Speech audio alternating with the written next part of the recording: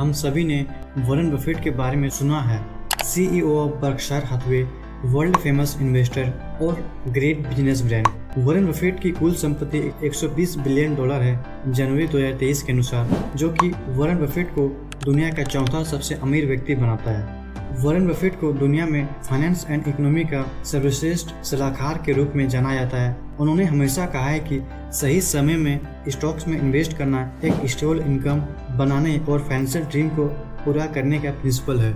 इस सिद्धांत को सीखने का कोई शॉर्टकट नहीं है, क्योंकि हम सभी जानते हैं कि success does not have any shortcut. यह रियलिटी में एक सक्सेसफुल इन्वेस्टर के एक्सपीरियंस और उनके आइडियाज पर निर्भर करता है। आज के वीडियो में हम वॉरेन बफेट के 7 इन्वेस्टिंग प्रिंसिपल के बारे में जानेंगे। इस वीडियो का अंत तक बने रहें ताकि आप भी एक सक्सेसफुल इन्वेस्टर बन सके।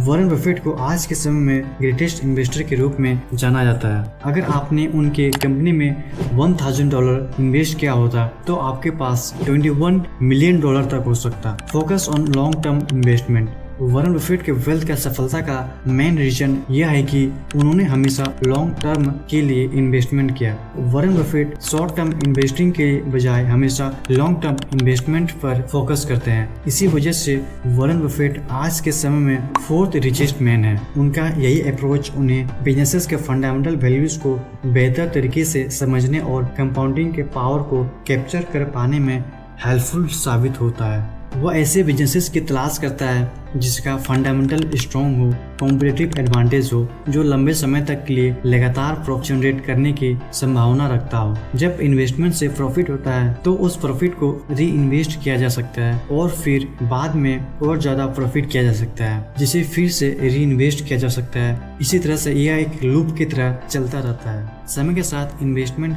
वैल्यूज में एक्सपोनेंशियल ग्रोथ दिखाई दे सकता है। अपने इन्वेस्टमेंट को लंबे समय तक होल्डिंग करने से वॉरेन बफेट संभावित रूप से अपने पोर्टफोलियो को शॉर्ट टर्म मार्केट के उतार चढ़ाव के प्रभाव को कम करने में सक्षम है। कुल मिलाकर देखा जाए तो वॉरेन बफेट का लॉन्ग टर्म इन्वेस्टमेंट अप्रोच ने उन्हें एक इन्वेस्टर के रूप में एक सफल ट्रैक रिकॉर्ड बनाने में हेल्पफुल हुआ है। Number 2, look for under valued companies. Warren Buffett जैसे अंडर वैल्यूड कंपनीज को खोजने के लिए कुछ सिंपल स्टेप्स को चलिए समझते हैं। फर्स्ट स्टेप, किसी भी कंपनी का फाइनेंशियल देखें, जैसे इनकम स्टेटमेंट कैसा है, balance sheet, cash flow statement. इससे कंपनी की फाइनेंशियल हेल्थ और परफॉर्मेंस का अंदाजा होगा। Second step, low price to earning ratio, जैसे कंपनी को खोजें। यह PE रेशियो कंपनी की कमाई का स्टॉक प्राइस मेजर करने का उपाय है। कम PE रेशियो कंपनी यह बताता है कि कंपनी का स्टॉक प्राइस अभी अंडर वैल्यूड है। Third step, high dividend yield companies. इस तरह की कंपनीज यह संकेत देता है कि कंपनी का फाइनेंशियल स्ट्रॉन्ग है, वो अपने प्रॉफिट का सिग्निफिकेंट पोर्शन शेयर होल्डर को देता है। फोर्थ स्टेप, ऐसी कंपनीज की तलाश करें जिसका स्ट्रॉन्ग बैलेंस शीट हो, लो डेब्ट हो, कंसिस्टेंट ग्रोथ दिखाया हो। इस तरह के विशेषताएं वाली कंपनीज यह संकेत करता है कि कंपनी फाइनेंशियल स्टेबल है और अच्छी तरह से मैनेज्ड भी है। यह क्लियर करने के लिए कंपनी के मैनेजमेंट टीम और उनका बिजनेस मॉडल पर रिसर्च करें कि वे अच्छी तरह से चल रहे हैं और भविष्य के ग्रोथ के लिए एक क्लियर प्लान है कि नहीं। Number 3, diversify your portfolio. Always avoid putting all of their eggs in one basket. हमेशा अपने सभी इन्वेस्टमेंट को एक ही बास्केट में इन्वेस्ट करने से बचे। रिस्क को कम करने के लिए अपने पोर्टफोलियो को डाइवर्सिफिकेशन करना बहुत जरूरी है। Stocks, bond, real estate, gold जैसे एसेट्स में पोर्टफोलियो को डाइवर्सिफाई कर सकते हैं। वॉरेन बफेट अपने शेयर होल्डर को एनुअल लेटर में अक्सर अपने इन्वेस्टर को अपने इन्वेस्टमेंट को डाइवर्सिफाई करने के लिए कहते हैं। डाइवर्सिफिकेशन आपके पोर्टफोलियो को खराब प्रदर्शन करने वाले इन्वेस्टमेंट के नेगेटिव इम्पैक्ट को बचाने में मदद करता है। समय के साथ आपके पोर्टफोलियो के ओवरऑल रिटर्न को स्मूथली बढ़ाने में सहायता होता है। डाइवर्सिफिकेशन को एक अच्छा संतुलन बनाए रखने के लिए रेगुलरली अपने पोर्टफोलियो को मेंटेन करना चाहिए। कभी कभी ऐसा होगा कि कुछ इन्वेस्टमेंट को बेचना पड़ सकता है और दूसरा इन्वेस्टमेंट को खरीदना पड़ सकता है, और समय के साथ अपने पोर्टफोलियो में न्यू इन्वेस्टमेंट भी किया जा सकता है। Number 4, focus on businesses with A competitive advantage. Warren Buffett अपने यूनिक इन्वेस्टिंग के लिए भी जाने जाते हैं। यही वजह है कि वॉरेन बफेट कॉम्पिटिटिव एडवांटेज वाले स्टॉक्स पर फोकस करते हैं। वे इसे मूड करते हैं, यानी कि ऐसे बिजनेसेस को खोजना जो कॉम्पिटिटर के लिए सफल होना कठिन बना देता है। इसमें एक strong brand, high barrier to entry, एक लॉयल कस्टमर बेस, टेक्नोलॉजी जैसी चीजें शामिल हैं। वॉरेन बफेट तब तक स्टॉक्स बेचना पसंद नहीं करते हैं जब तक कि बिजनेसेस का फंडामेंटली बदल ना जाए। वो स्टॉक्स को लंबे समय के लिए होल्ड करते हैं, भले ही स्टॉक्स का प्राइस शॉर्ट टर्म के लिए घटता चाहे बढ़ता रहे।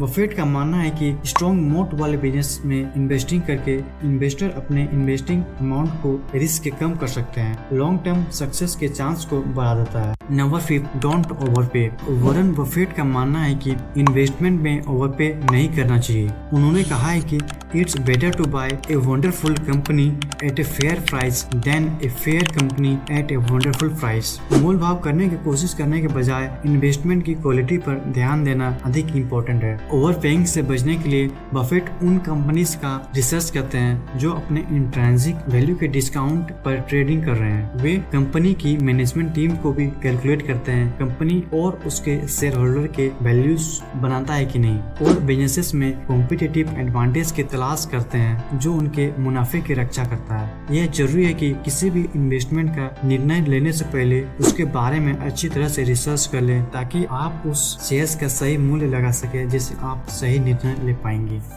Number 6, be patient.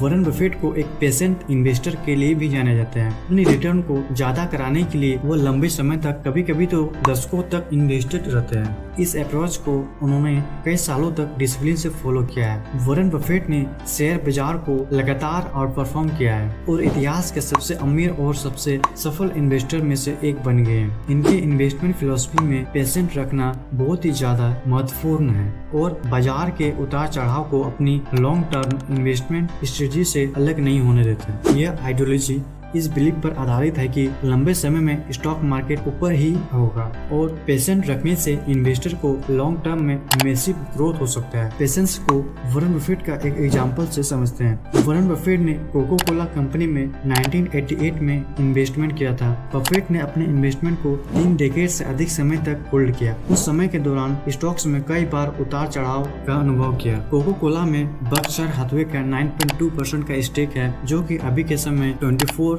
बिलियन होता है। Number 7, invest in yourself. Invest in yourself will give you more return than any investment. एक व्यक्ति के रूप में अपना वैल्यूज बढ़ाने के लिए आपको अपने स्किल्स, नॉलेज और एबिलिटीज को डेवलप करने पर ध्यान देना चाहिए। अपने आप में इन्वेस्ट करके आप अपनी पैसा कमाने की क्षमता बढ़ा सकते हैं। अपने करंट स्किल और नॉलेज को मेजर करें, अपने स्किल्स में ध्यान दें कि किन किन जगहों में कमी है और इसे ठीक करके और अपने गोल्स तक पहुंचने के लिए आपको किन किन चीजों पर और काम करने की आवश्यकता है। Create a plan.